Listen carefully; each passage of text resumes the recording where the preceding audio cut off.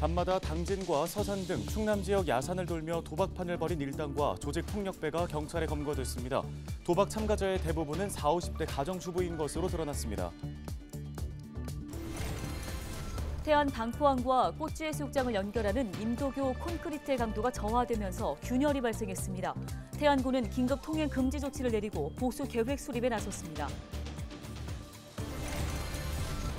당진시의회가 정부에 산불 대응 장비와 인력 충원을 촉구했습니다. 지난달 당진 대호지면 사성리에서는 대형 산불이 발생했는데 장비 부족 등으로 진화에 어려움을 겪었습니다. 당진시가 그동안 코로나19로 주춤했던 방문 건강관리를 확대해 의료 사각지대를 해소하겠다는 계획입니다. 자세한 내용 이슈앤 피플에서 들어보겠습니다.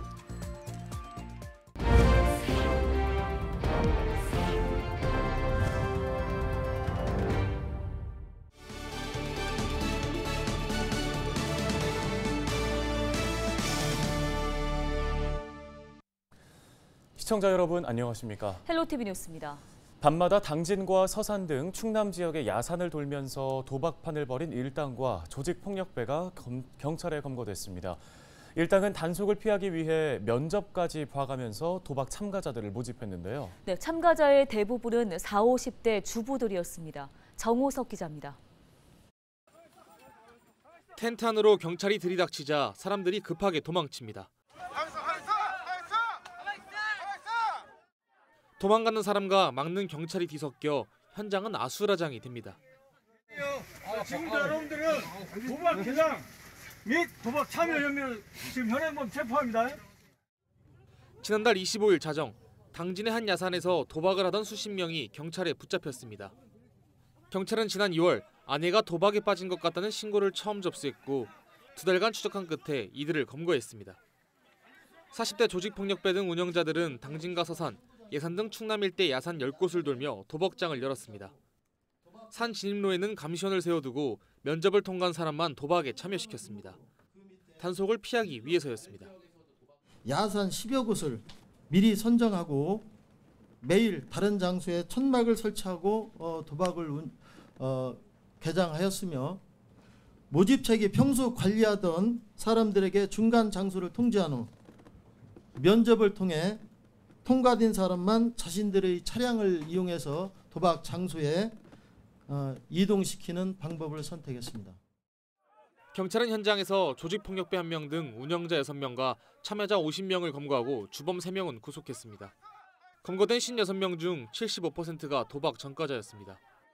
일당은 판돈의 10%를 수수료로 챙겨 도박장을 운영한 것으로 알려졌습니다.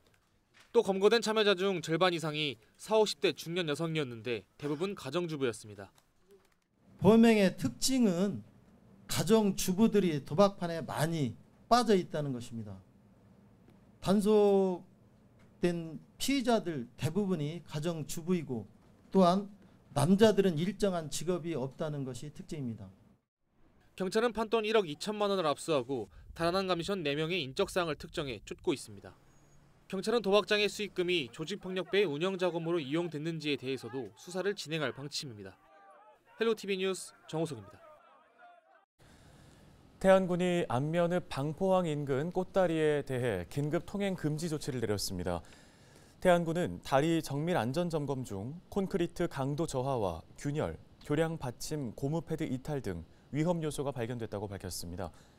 태안군은 정밀 안전 진단과 보수가 마무리되는 대로 통행 금지 해제 여부를 검토할 계획인데요. 방포항 꽃다리는 방포항과 꽃지 해수욕장을 연결하는 인도교로 지난 2001년에 준공됐습니다. 당진시의회가 정부에 산불 대응 장비와 인력 충원을 촉구했습니다.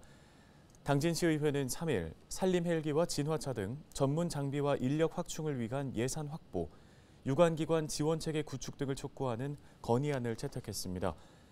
지난달 당진 대호지면 사성리 일원에서는 산불이 발생해 47시간 만에 꺼졌는데 충남 곳곳에 동시에 산불이 발생해 장비 부족 등으로 진화에 어려움을 겪었습니다.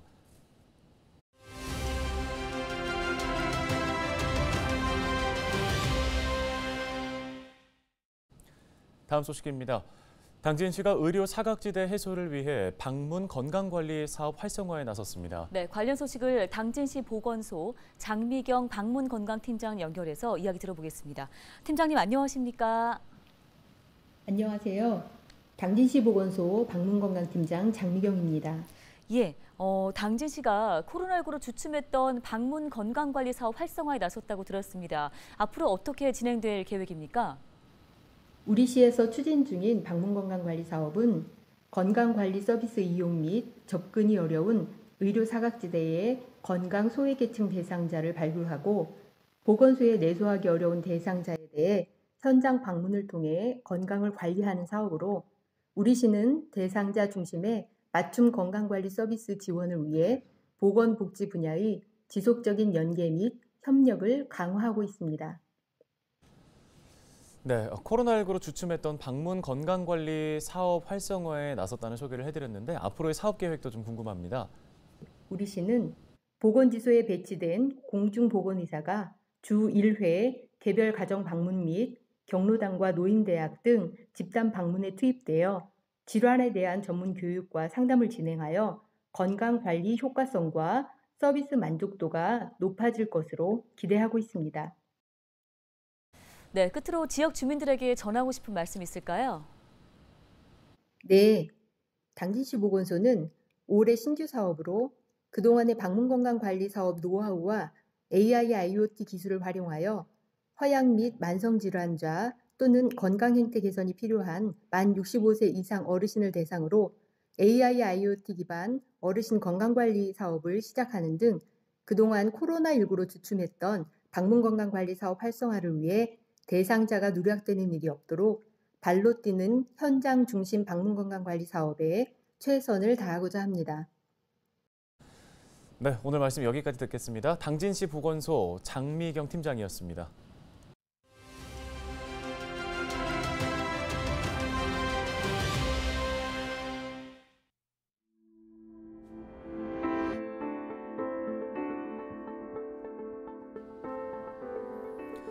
강원도 동해시 인근 해역에서 4월 23일부터 25일까지 나흘 동안 최대 진도 3.5 등 19차례의 지진이 발생했습니다.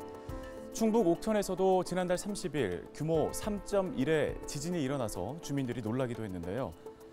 전문가들 사이에서는 우리나라도 지진의 안전지대가 아니라는 의견이 설득력을 얻고 있습니다.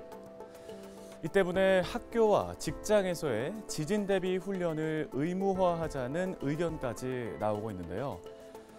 지난 2017년 포항 지진 이후 내진 설계 의무화를 강화하는 법을 시행하고 있습니다. 하지만 법 시행 이전에 지어진 건축물들은 지진 발생 시 피해 위험에 놓여 있는 현실인데요. 행정안전부는 최근 학교와 항만, 공항과 병원 등 전국 공공시설 4곳 중에 한 곳은 여전히 지진에 취약한 실정이라고 밝혔습니다. 자연재난을 극복하는 유일한 방법은 사전에 징후를 감시하고 철저하게 대비하는 것뿐입니다. 재난 대비에 지나침이라는 없다는 생각으로 안전관리 체계 구축에 나서야겠습니다. 데일리 브리핑이었습니다.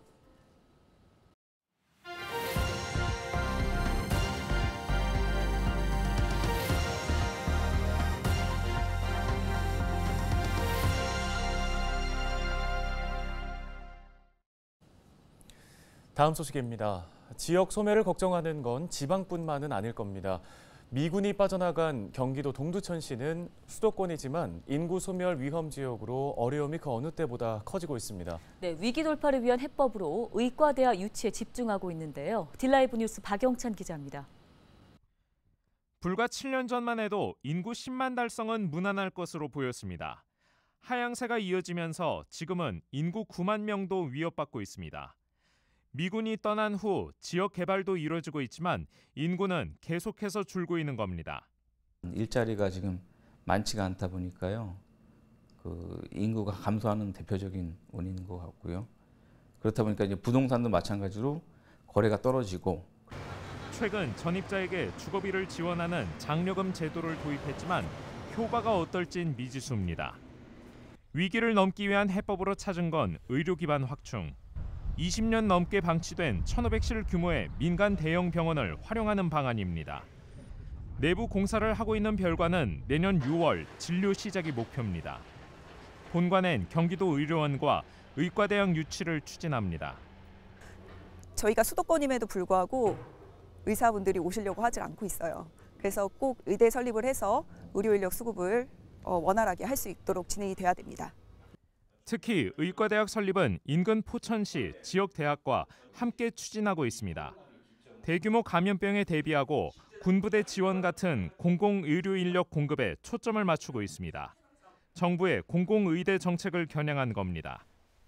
접경 지역에 위치했기 때문에 공공의료 쪽으로서 많이 접근할 수 있도록 생각할 수 있고 장기 군의관 제도를 도입할 수 있는 좋은 위치에 있다고 생각합니다. 급격한 인구 감소로 그 어느 때보다 지역 소멸의 위기의식이 더해진 만큼 공공의료기관 유치와 의과대학 설립 논의가 얼마나 탄력을 받을 수 있을지 주목됩니다. 딜레이브 뉴스 박영찬입니다. 지난 뉴스에서 보도한 당진 장고항 위판장 설치 문제와 관련해 당진 수협이 당진시 주장에 반박하는 입장을 내놓았습니다. 당진 수협은 당진시가 충남과 경기도, 인천, 전북 지역 모든 수협 위판장이 흑자를 내고 있다고 했지만 실제 조합별 손익 현황을 보면 두 곳을 제외한 나머지 수협은 적자이고 사실상 경제사업으로 수익을 내는 조합은 거의 없는 실정이라고 밝혔습니다. 또 당진시가 매년 지원하겠다는 수산물 운반 관련 예산 10억 원은 운반선 협회에 대한 간접적인 지원일 뿐 당진 수협과 조합원들에게 돌아오는 직접적인 혜택은 없다고 덧붙였습니다. 오늘 준비한 소식은 여기까지입니다. 네, 고맙습니다.